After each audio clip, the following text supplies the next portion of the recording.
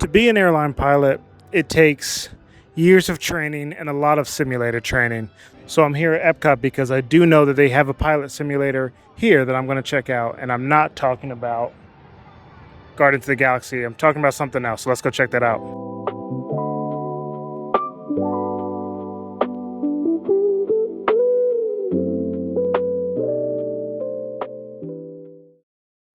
So no, not Guardians of the Galaxy, but right over here to the right, there's another ride that is probably the least popular ride at EPCOT. But like I said, they do give you the opportunity to be a pilot in a simulator, a flying simulator, just like what we do to prep for the airlines or really flying any kind of plane. So let's go check that out.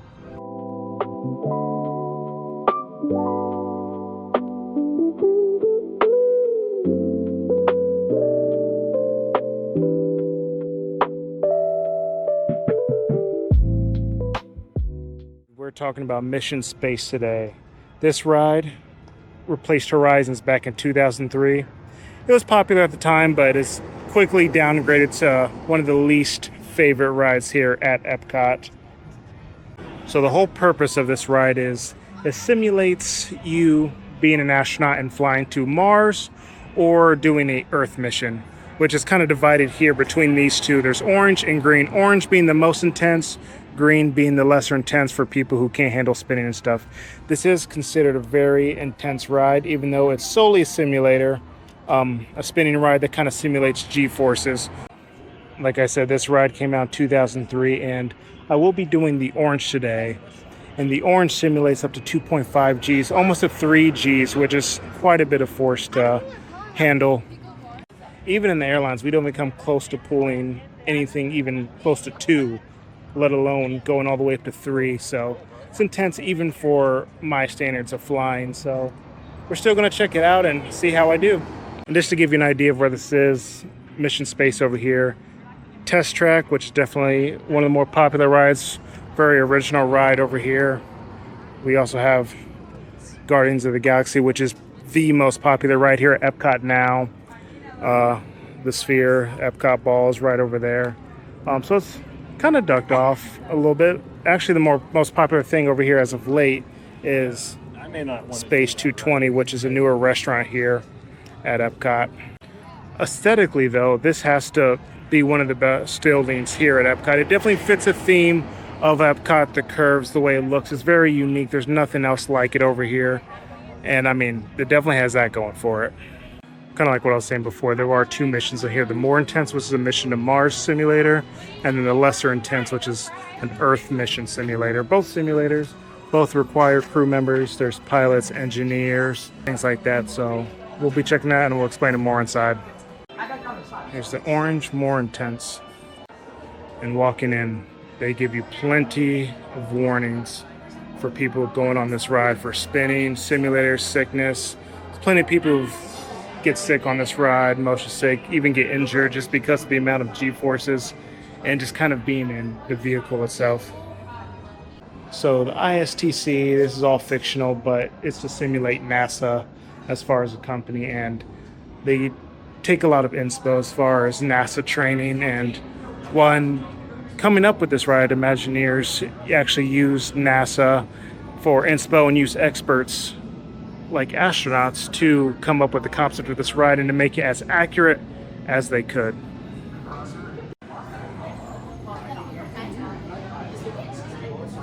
It's funny because, like I said, this ride has been out since 2003, and I remember thinking when this ride first came out how much in the future and how they knew these people were going to be, but like they even have the first family in space. You can see that September 1st, 2030. So they kind of have past missions and previous and future missions. If you're uncertain whether orange, It's kind of like a control room while we're here waiting in line. You can see there is someone. They've always had people that are like right behind on the other side of this control panel here, and I'm always curious what they're actually doing over there. I think maybe they're probably checking surveillance or something. It's like checking the cameras, like security, but you never really know. You always see them on the other side of that glass. And this is kind of like the theming I was telling you about. Now we're in our briefing room. You can see the astronaut uniforms here. suits.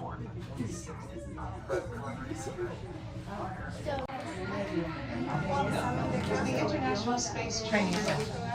You're here today to train for the greatest adventure in the history of mankind, space exploration.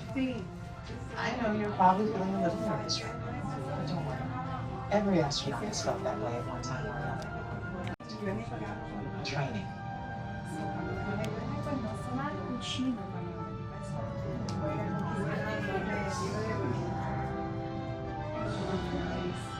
You're here today for flight training, the most thrilling experience that any astronaut candidate will ever have. Before you decide if it's right for you, let me introduce you to your spacecraft. The X-2 Space Shuttle. It's powered by solid hydrogen and can accelerate from 0 to 6,000 in 60 seconds. So when you hear the words "go for launch," you'll definitely want to hang on. Now, you've already been organized into teams, and soon each of you will be assigned a position: navigator, pilot, commander, or engineer. Okay, so I was wrong about the positions. It's navigator, pilot, commander, and engineer. There is no mechanic, but now getting ready for a launch.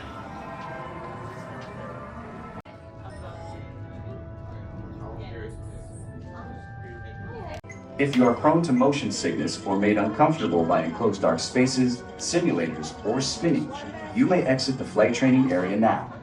Ask a uniformed crew member for directions to the green team, less intense training area. Mission to Mars.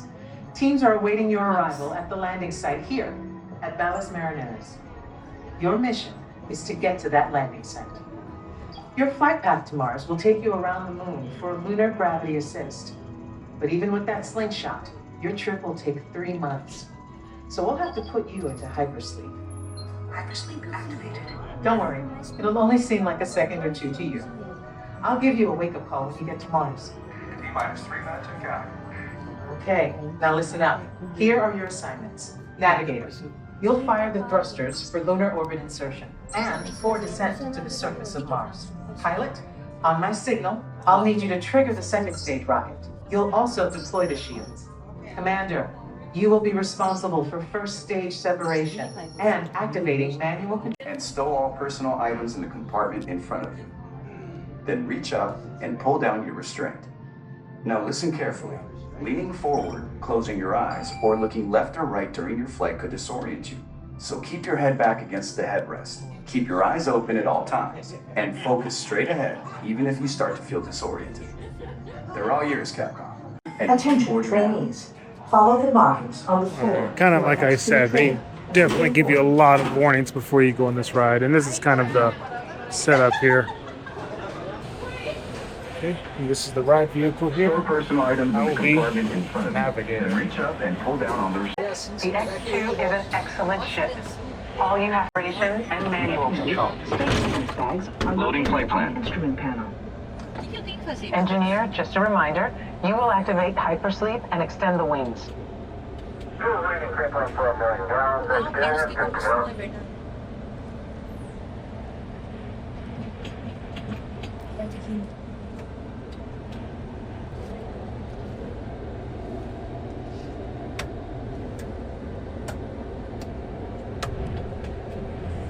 Vai começar a recomeçar. Tá pronto? Give us a go and go for launch. Eagle. Sergeant. Network. You are go for launch. We have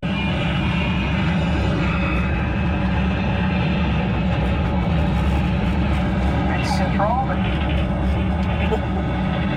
Commander, initiate first stage separation. Now.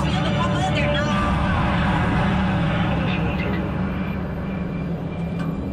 0G confirmed. You're looking good, team. Pilot, engage second stage rocket. Now. Engaged. Leaving Earth orbit. Velocity 15,000. 16,000. You should have visual of the space station now, and you are on course.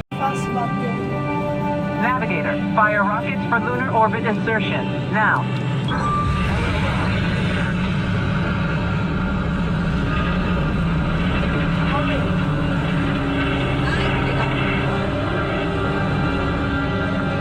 Beautiful sight, isn't it?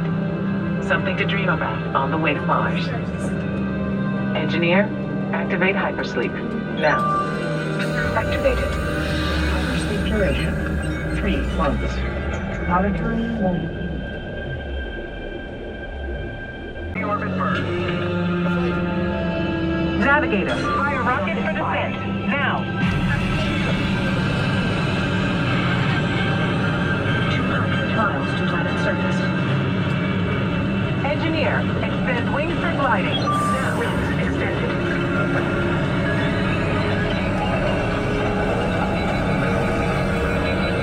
We lost autopilot. Commander, activate manual control. Now. Computer, all hands on the control stick. Pull back. Pull back. Puxa pra trás. Puxei, puxei, puxei. Deu certo. Deu certo. Vai, vai, vai, deu certo. Now right. Vai, Carlos. Ease and left. Eu consegui. They're coming in too hot. Eu que tô pousando. Back to center.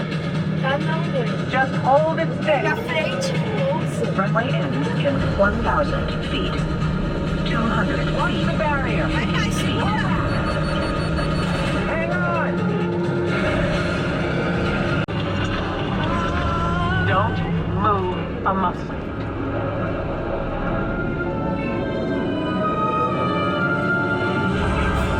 Good work, team. You made it to the landing site. Welcome to Mars. And welcome to the astronaut corps.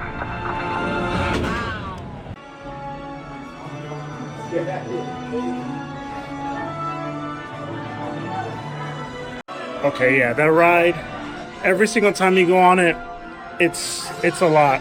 It definitely takes a lot to recover from that, even for me. And like, I'm pretty used to simulators. Like I said, that's kind of the point of me going on this, because that's like a once a month, if that, kind of ride, especially for me, because the G-forces is intense. And I mean, it was hard for me because I was like staring at the camera a little bit. And I know it tells you to kind of face forward, but man, it's intense. It's the concept is amazing. The idea that someone can just hop in a simulator and, you know, be a pilot or whatever and fly to Mars. That's always a fun. The concept is great and fun, but it is a lot for the average person. Like for me, it's like I feel fine, but it's I feel off more than I would on any roller coaster for sure.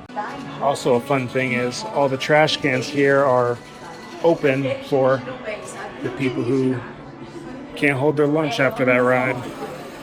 And also, they're around every single corner. You see, they're like very wide, very open for people to be able to easily access. And now this is the kind of like their little arcade game area. It's like a little playground and stuff for kids. You see, they have all kinds of games that keep the theming going. A lot of the astronaut theming. They have like this Mars Space Rocks. These are all games that you can play, all free. And you just do, missions, kind of like any arcade game.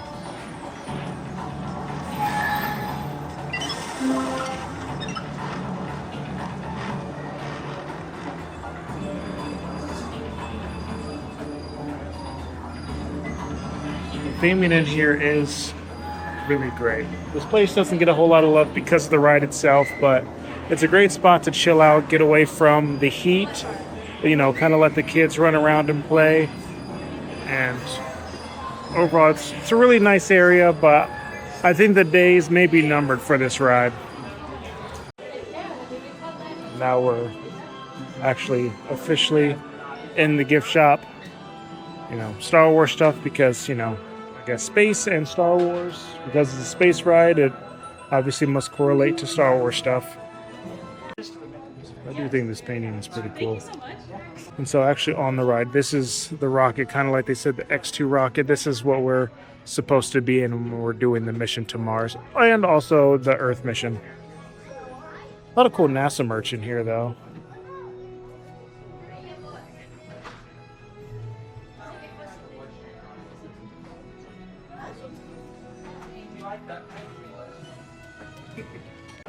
Okay, so overall thoughts on the ride.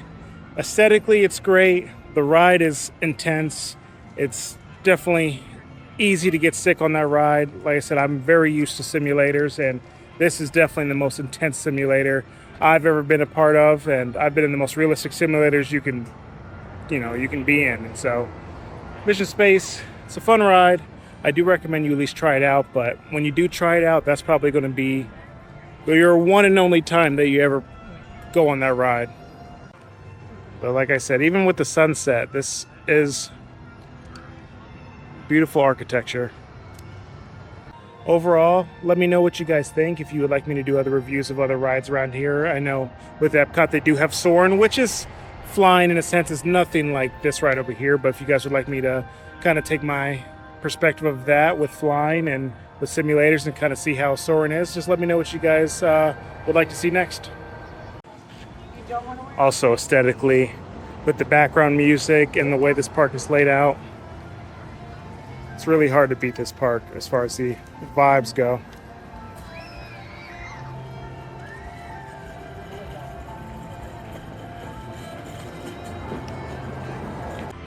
Again, I appreciate you guys watching the video, and I'll see you guys in the next one.